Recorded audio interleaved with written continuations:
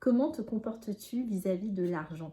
Est-ce que tu es plutôt du genre à avoir souvent des dettes sur ton compte en banque? Ou au contraire, est-ce que tu as plutôt tendance à avoir un compte en banque bien rempli et justement à avoir un peu de mal justement à dépenser? En tout cas, dans cette vidéo, je vais te présenter les 3 mouvements qu'on a régulièrement face à l'argent et quelles sont les causes de ces différentes tendances, parfois inconscientes, souvent même, qu'on peut avoir vis-à-vis de l'argent. Alors avant de continuer cette vidéo, j'aimerais que tu te poses la question suivante. Quelle est ma relation à l'argent? Qu'est-ce que je pense de l'argent? Est-ce que j'ai des pensées plutôt positives quand on me parle d'argent ou plutôt des pensées négatives quand on me parle d'argent? Vraiment, je t'invite à faire une pause, à mettre une pause sur cette vidéo et à prendre quelques secondes pour te dire, oui, voilà, quelle est vraiment ma relation finalement avec l'argent? Alors cette question de l'argent est un sujet qui m'intéresse particulièrement et il y a quelques semaines, j'ai eu l'occasion justement de participer à un séminaire organisé par Anne Chantal et Christian Junot, qui sont vraiment des spécialistes de ce sujet. Et c'est justement eux en fait qui parlaient de ces croyances qu'on peut avoir sur l'argent. Alors on peut avoir des croyances qui sont soit négatives, soit positives sur l'argent. Quand il s'agit de croyances négatives, ça va être par exemple l'argent est sale, l'argent c'est ce qui produit le plus d'injustice dans le monde, l'argent c'est ce qui divise les hommes et les femmes.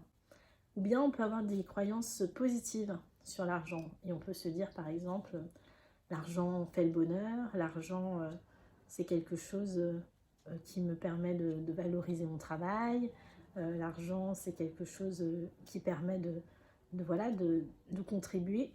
Donc toutes ces croyances que tu peux avoir, qu'elles soient positives ou négatives, inconsciemment, elles vont venir impacter ta relation à l'argent. Alors ces croyances, d'où elles viennent? Elles viennent en général de notre famille, elles viennent souvent de nos parents.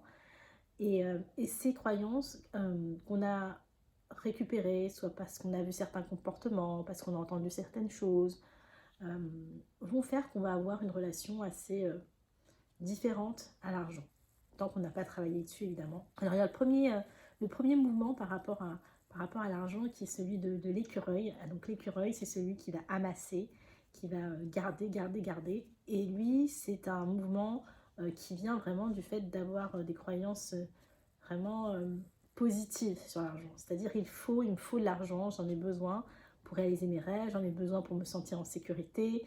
Donc j'amasse, j'amasse, j'amasse. Et on peut finalement être dans cette situation-là, dans un mouvement de je garde, mais finalement je me sens jamais vraiment en sécurité, même si j'ai une somme immense d'argent sur mon compte en banque.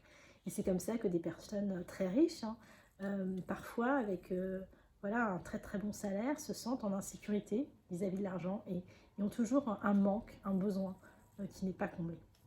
Le deuxième mouvement qu'on peut avoir vis-à-vis de l'argent, c'est celui de repousseur, c'est-à-dire celui de repousser l'argent. Et là, c'est quand on a des croyances négatives sur l'argent, quand on a l'impression que c'est de l'argent sale, que l'argent nous avilit, que les personnes riches sont malsaines. Voilà, quand on a des pensées négatives sur l'argent, des croyances négatives, même inconscientes, et bien du coup, on va repousser l'argent. C'est-à-dire que inconsciemment, on va jamais gagner trop d'argent, ou quand on en a, on va tout de suite le dépenser, ou on va avoir des dettes, on va toujours avoir un sentiment ouais, de toujours être dans non, j'ai pas besoin d'argent en fait, ou j'en veux pas de cet argent.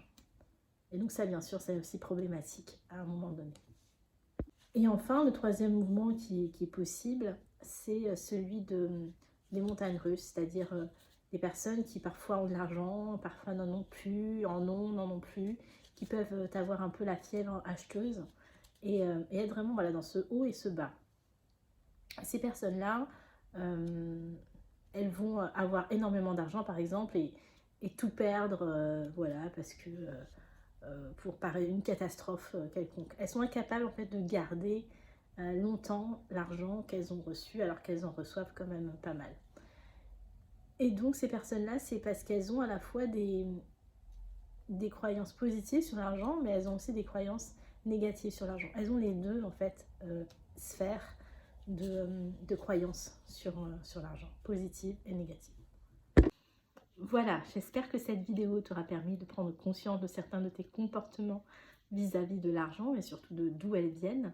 Maintenant, effectivement, il s'agit, une fois cette prise de conscience identifiée, d'agir et de faire en sorte que tu aies une relation apaisée avec l'argent. Si tu souhaites échanger autour de tes croyances limitantes, de tes objectifs, n'hésite pas à me contacter pour une session de coaching stratégique. Je serai ravie d'échanger avec toi. À bientôt!